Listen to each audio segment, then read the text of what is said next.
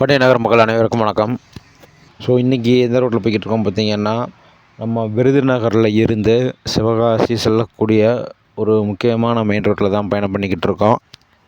சிவகாசி ஒரு மாவட்டத்தில் தனியாக ஒரு மாநகராட்சியான முதல் ஊர் சிவகாசி தான். விருதுநகர் தனியாக ஒரு மாநகராட்சியாக இருந்தாலும் சிவகாசின்ற ஒரு சின்ன கிராமம் ஒரு நகராட்சியாக மாறி இப்போ பார்த்திங்கன்னா மாநகராட்சியாகவே மாறிடுச்சு.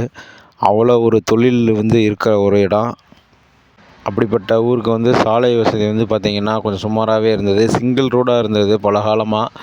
இப்போ இதற்கு விருதுநகர்லேருந்து சிவகாசி வரை ஒரு 4-வே அமைக்கிறதுக்கான ஒப்பந்தம் முடிந்து விட்டது. அதற்கான பணிகளும் ஆரம்பிச்சிட்டாங்கன்னு கூட சொல்லலாம்.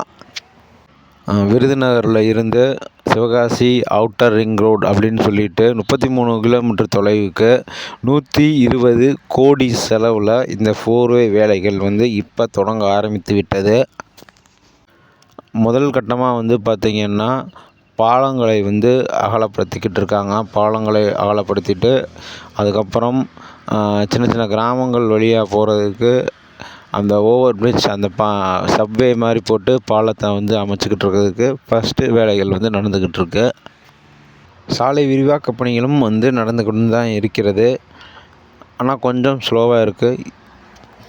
இப்போ இரவு நேரத்தில் சிவகாசியிலேருந்து விருதுநகர் வந்தாலும் சரி, விருதுநகர்லேருந்து சிவகாசி சென்றாலும் சரி, கொஞ்சம் கவனமாக போங்க. இன்னும் டேக் டைவர்ஷன் எதுவும் பண்ணலை.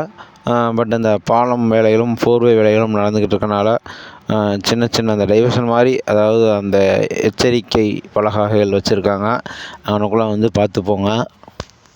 மெப்கோ காலேஜ் போகிற வழியில் பார்த்திங்கன்னா வீடுகள்லாம் இடிச்சிட்டாங்க, கடைகள்லாம் இடிச்சிட்டாங்க.